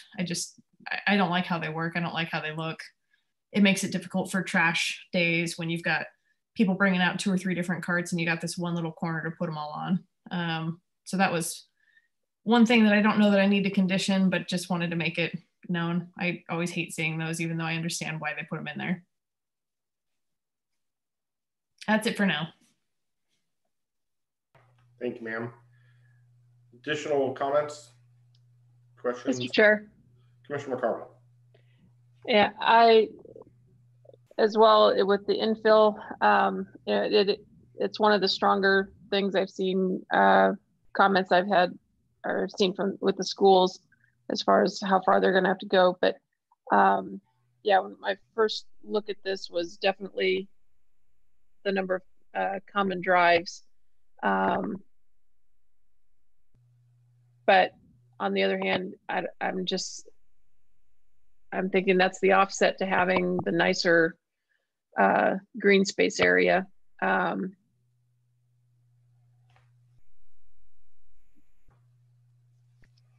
guess that was, all the other things that are going on with ACHD and Sky Mesa. I think I'd like to have them. I'd like to think that they could get to a place before City Council to work some of out. I hate leaving it and going forward with so much yet unresolved, or tension, I guess, between them. Additional comments? Mr. Chair. Patty, go ahead. Go ahead, Commissioner Pitzer. Yeah, thank you. So I too am in favor of the large common area in the middle. I think that was well thought out in such a small area. A tot lot would actually be good if these are the type of homes that are going to be housing children. I think a tot lot would be almost essential. That being said, I do have a couple of problems with the rest. The construction access coming down from Eagle Road, I think is going to be a consideration. But the schools, this is going to be single family housing, could be all rental housing for all we know, which would forever change the flavor of the surrounding neighborhoods. I think I know that this is an infill, but I think it may be premature. Maybe residential is not the most, flavor of the day for this 10-acre parcel. I don't know. I'm not seeing all of it. There's so many issues between schools and traffic that's going to be going through the next subdivision amenities. If we were going to move forward, I would like to see us actually continue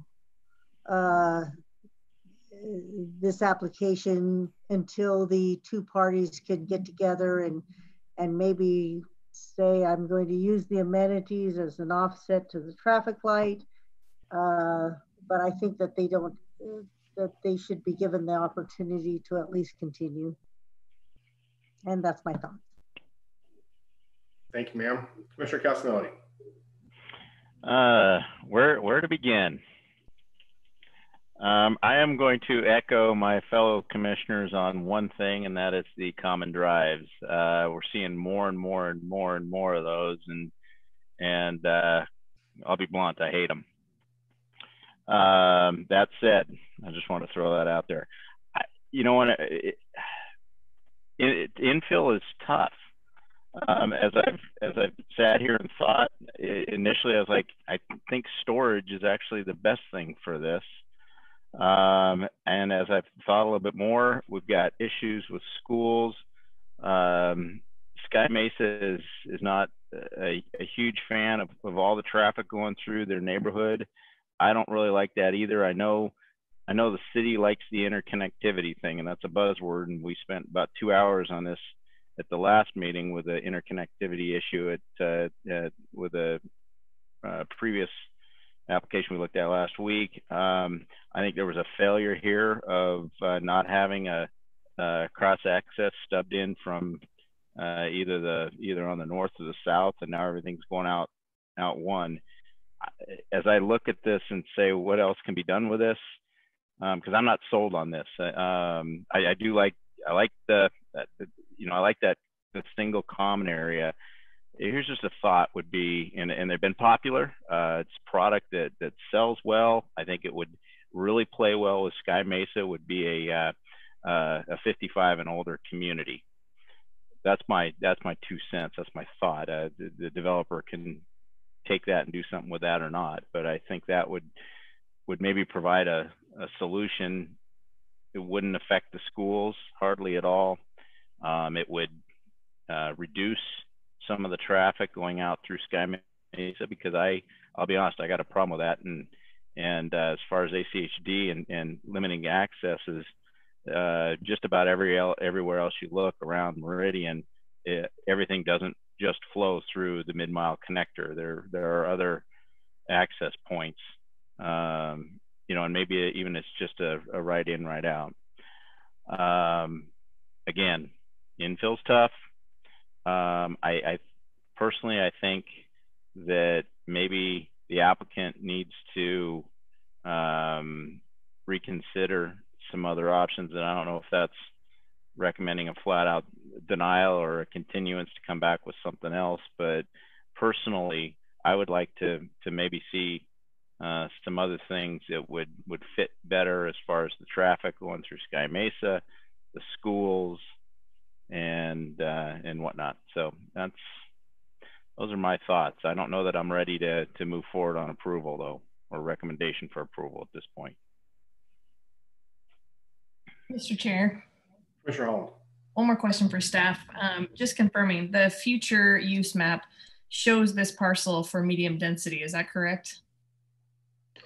Commissioner Holland, yes, that is correct. This is medium density residential. If it were to be commercial and the original plan of going commercial, they would have had to apply for a comprehensive map amendment, which there's no guarantee that council would approve that, especially now because we just recently approved this. There's very little desire for staff or council to change this map. Thank you. I think I asked that just to reiterate. I think it's easy to get stuck on the what could have been, and we don't have a storage application here, nor was it planned in the future use map for commercial.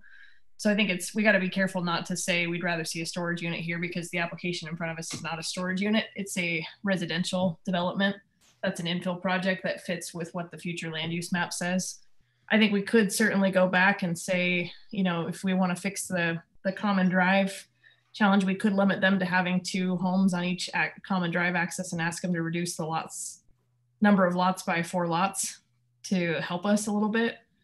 I don't know how I feel about the age restricted. I see where you're coming from with that recommendation. I like it at some point, but at the same time, it seems like we've had so many age restricted subdivisions coming in that I don't want to see our community just be full of lots of 55 and older communities only either. So I'm a little torn on that, but I understand where your suggestion was coming from, because it could certainly help with at least the school challenges. So I want to be, yeah, I think I'm kind of in agreement with Commissioner Holland, and Joe, if you keep that up there.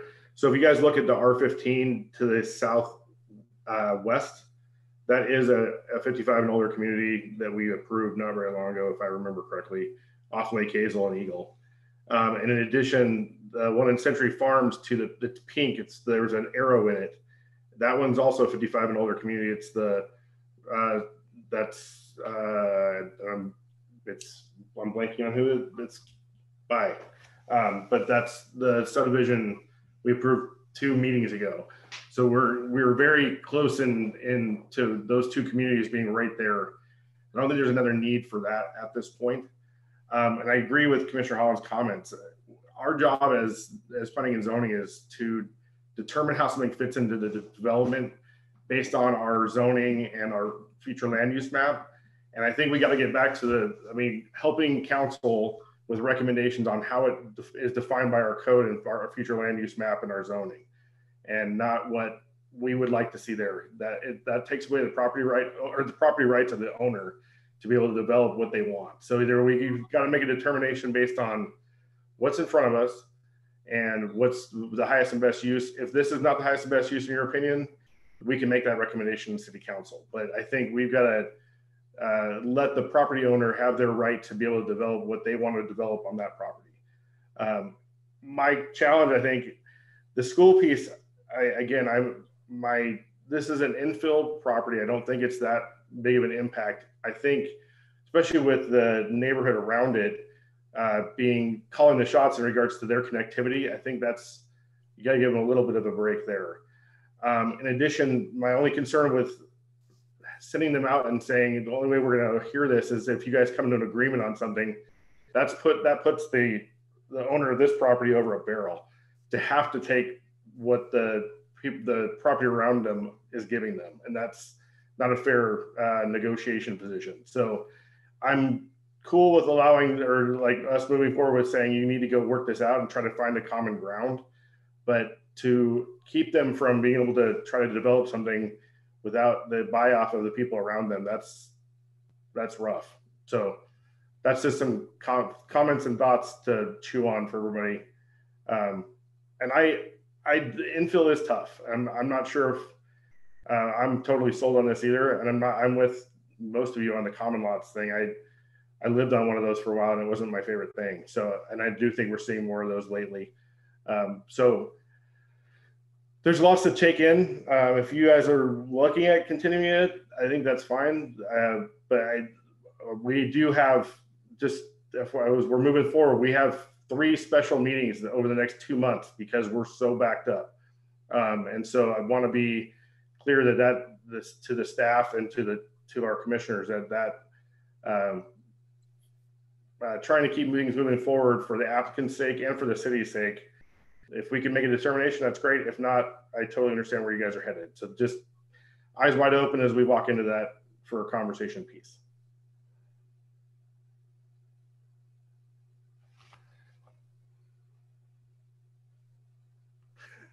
Was that too much information for everybody to? I got crickets on the other end. I'm tempted to throw out a motion just to see what happens, but I don't know if anybody can do that or not.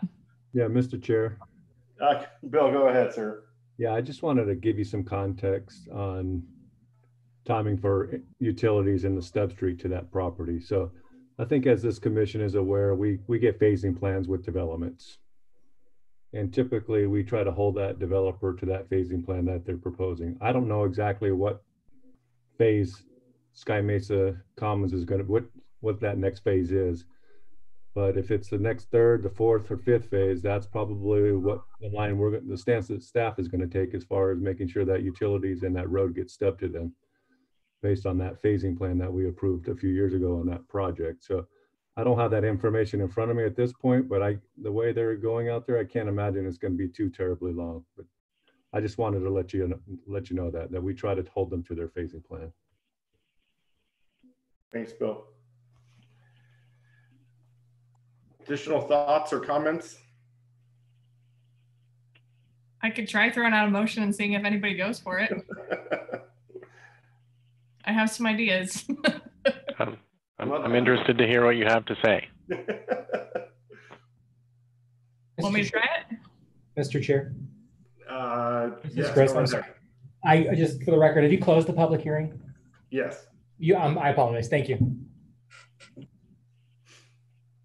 All right, I was going to Mr. Chair, just a quick question, something that Commissioner Casanelli had brought up is just the remaining lots that are on that western boundary. Does anybody else have any trepidation about allowing those to be 2-story, or do we want to put anything in there as far as making those all 1-story? Or I'm okay either way. I just know that was a concern that was brought up. I'd just like to hear other opinions on that. Mr. Chair. Commissioner McCarville. I think the applicant went through that pretty well. The setbacks on those lots are a lot farther away from the back.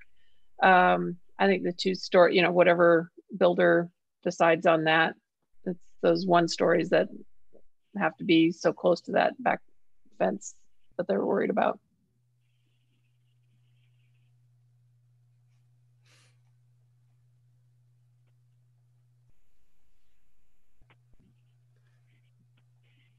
Commissioner Castelli, did you have any follow-up there or any other additional thoughts or opinion?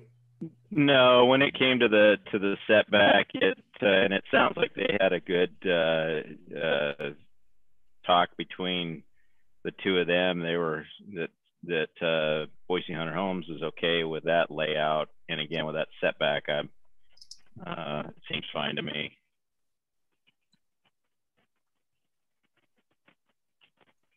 Mr. Holland, I don't hear any other comments, so I'm not sure if you want to take a shot and see what happens. But... Take a shot in the dark and see if anyone seconds it. All right. After considering all staff, applicant, and public testimony, I move to recommend approval to City Council file number H-2020-0030 as presented in the staff report for the hearing date of April 23rd, 2020 with the following modifications. That the lots 32, 40, and plot 50 as shown in the planning and zoning hearing meeting tonight would be limited to 1-story. that the applicant would work with the owners of Sky Mesa and ACHD to have a meeting to see if there's an appropriate compromise available for the sharing of the traffic signal construction prior to the city council meeting. That they would add an additional amenity to the common area of a playground or tot lot or something similar. And that we would restrict the common drives to only allow 2 houses sharing a driveway and reduce 4 lots from the subdivision plat, which would be revised before bringing forward to city council. Second. I have a motion and a second to recommend approval of file number H 2020-0030. Any additional discussion before I move for roll call vote? Mr. Chair. Commissioner Seal. Do we want to consider changing the wording to make it, and I only say this because the applicant said that they were trying to work with Sky Mesa on providing funding for their amenities. Do we want to include that as part of this, or do we just want to make it all about the ACHD agreement and the roads? I'm happy to modify the motion just to say that we would like the applicant to meet with the Sky Mesa owner to see if they can find a resolution or compromise for the shared amenities and for the traffic signal. I find that more agreeable. Agreed. Personally. Commissioner McCardle, does your second stand? Second stands. Any additional discussion? Yes, Mr. Chair. Commissioner Pitzer. Yeah, rather than I'm not so sure I want to go for approval. I would consider continue, but I'm not in favor of it of an approval. Okay. Madam Clerk, can you move forward the roll call vote, please, ma'am? Yes, Mr. Chair. Commissioner Holland.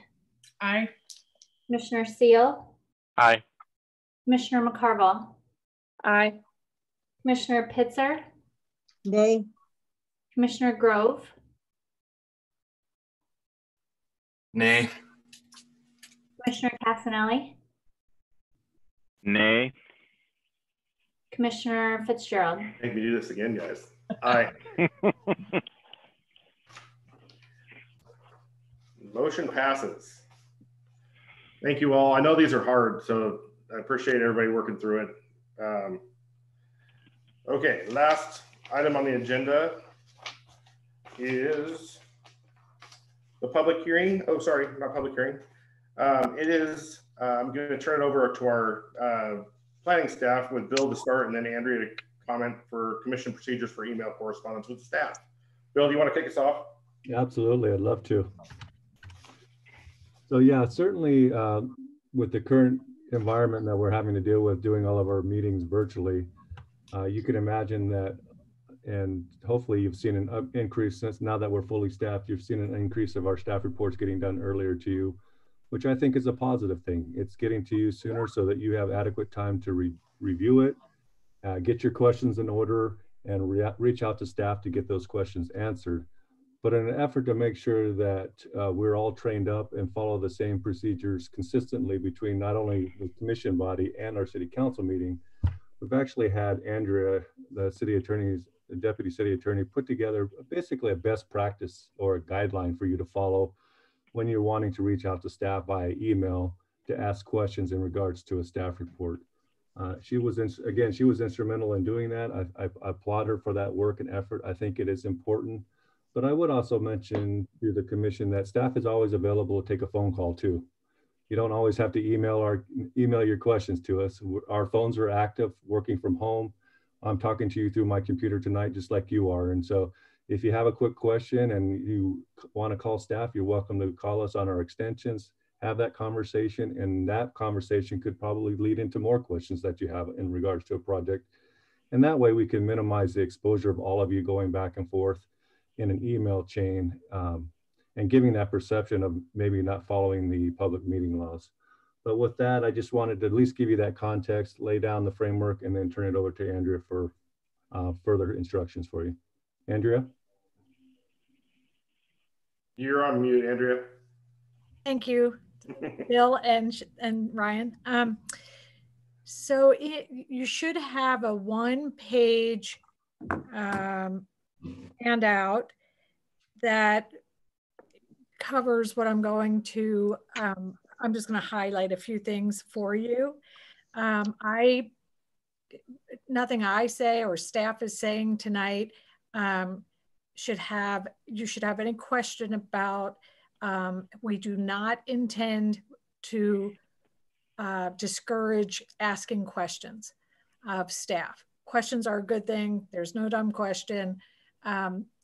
We are here to serve. So we thank you for all of your efforts on this commission. And I just think everyone is doing such a great job by wanting to be prepared to come to these meetings and be able to engage as you do. And so, but for the reasons Bill mentioned, it's important that we are all following the same procedures when it comes to posing these questions to staff. We want the procedure to be consistent and consistent in a way that doesn't inadvertently wander into possible territory of violating the open meeting laws. So I think this will make sense. I tried to make it as easy as possible. It's just saying if a commissioner has a question for staff, we want you to ask it. We're available. If it's, we would prefer that the email with the question, it goes in a group email, one group email to the following people. First, the assigned planner, and then Bill Parsons and me. This planning supervisor, Bill, he backs up the planner, deputy city attorney, me. I'm available just to make sure, you know, I can coordinate, help answer questions as I can, because we really want to get information back to you as swiftly as possible. So the group email, it will be directed to, as I said, the assigned planner. If you have a question of who's assigned, that's a phone call. That's an easy call to any of us, and we'll be able to help you out. And then I'd like that copy to the clerk's email address. What will happen, the email should be sent as a separate correspondence and not attached to any previous email that maybe was, for example, sent from the clerk's office with the agenda and the link to all of you.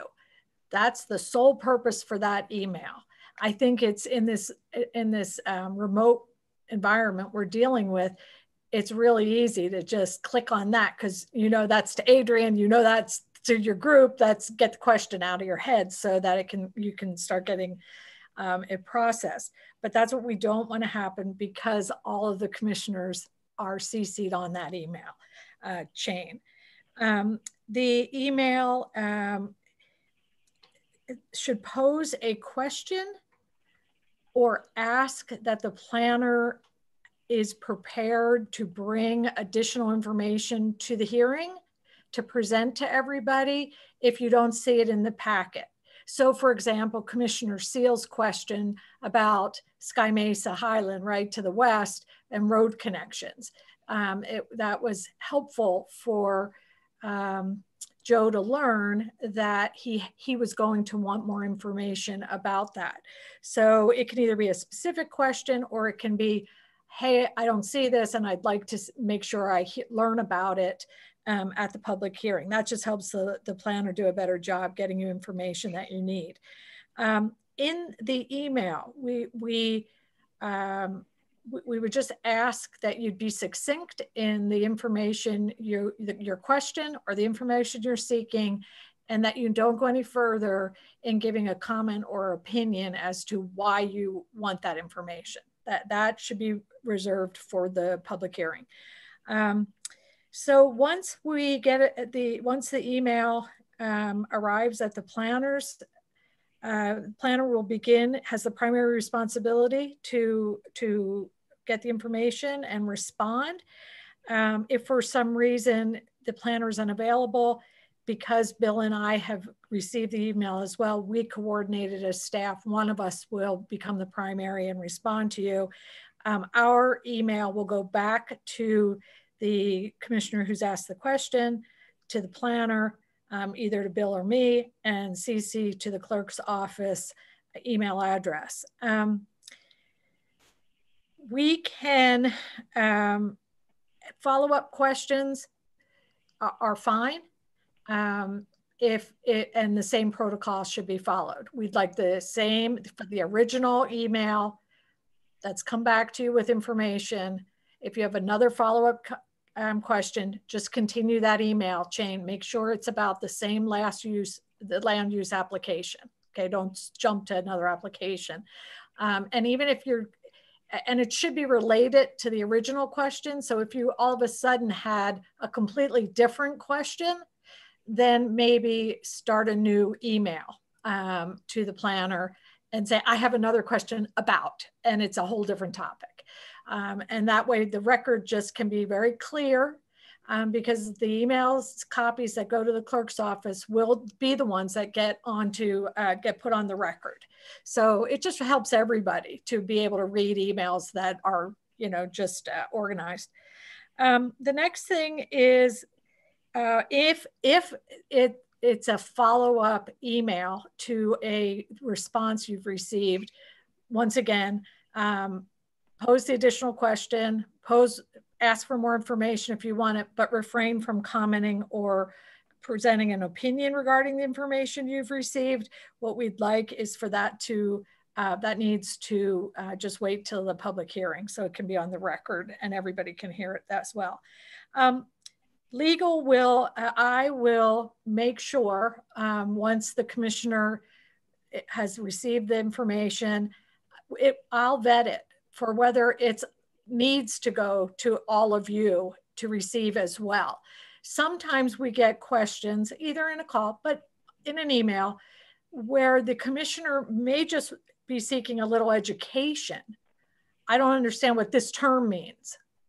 Okay, fine, let us tell you. But that's for that commissioner's individual education. That doesn't need to be disseminated to the rest of you. So I'll just be exercising some judgment on that. And so you will probably receive 99.9% of these type emails, but maybe not 100%. So it's just kind of based on the circumstances. Let's see. I would just say that once you receive an email from me saying, here's a question that was posed by Commissioner X, and here's the answer he got or she got. That's for your information, so that you've all seen the same thing, substantive issue information, but then refrain from commenting, hitting reply all and asking a question about it. What I would like you to do is back out of that, go around to the planner and pose your independent question, okay? So it'll become a new email chain that you've initiated to the planner because you're asking something slightly different, okay? And the other commissioners aren't on it. And then it'll go back through that protocol. And that's just to keep the record clean. That's just to keep it from appearing like it's a non-open meeting, like an impromptu meeting that we're all involved with, including all of you guys. We can't do that. So that's basically it. If you have any questions, we're here to answer them for you. Like Bill said, calls are great. We love hearing from you. If questions are great, we love receiving them. We just need to make sure we're processing them consistently. So this isn't just for your benefit. This actually, through this COVID-19 remote meeting process, it's really good for staff as well to have been reminded about this topic. So truly clerks, planners, and legal got together on this, and it was a really great reminder. We feel really comfortable now that this is going to line us up exactly with, you know, how legal operates and the clerk's office operates with council member questions. So that's a good thing. So out of this, hopefully I haven't taken too much of your time. You will have information now available to you, especially our new commissioners who really got sucked right into an odd situation here because of COVID. But I think going forward, it'll just make you a more uniform, highly functioning body, which is awesome. Thanks, Andrea. That was hugely helpful. Any questions for Andrea or for Bill? Mr. Chair. Go ahead, Commissioner Seal. Is there an easy way to get to, you know, essentially the phone numbers that we need to dial? Okay, Bill, is Bill Parsons available? I can certainly. Why don't we have the clerk send out that information out to the whole commission? That would be great. Yeah, that would be wonderful. Thank you. Yeah. Yeah. Is Bill Parsons still here? Yeah, I'm still here. Okay, and I think that's a wise idea. Did Meridian hear that? Because otherwise. Yes, absolutely. We can get that compiled and send it out to the commissioners. Okay, great. And I'm in favor of you all having my cell phone because it's with me all the time, and you can call me anytime. So I don't know if the planners feel that way, but I do. I'm fine with that. We appreciate that. Mr. Chair. Yeah, Commissioner McCarville. Yeah, if we could add I know we all turned our cell phones numbers in for the rest of the commission. I've lost that list before it got into my phone. So if we could add all those again, I'd appreciate it. Great. I'm going to send out another request for that information because I was trying to find that list for Andrea the other day and I seem to have misplaced mine as well. So I'm going to send out an APB tomorrow to ask you all for that information. So once I collect all the information from you all, I will disseminate it back out to everyone so we have a phone tree of sorts for you. That's awesome. Perfect. Thank you. Thank you. No group phone calls. Thank you all. Thanks, Andrea. Does anybody have any questions for staff before we have one more motion? Mr. Chair. Commissioner McCarville. I move we adjourn. Second. I have a motion and a second to adjourn the meeting, and all those in favor say aye. Aye. Aye. Any opposed? Want to hang out? Thank you all. Have a wonderful evening. Stay safe, stay healthy. We'll talk to you soon. Thanks. Good night. See you guys.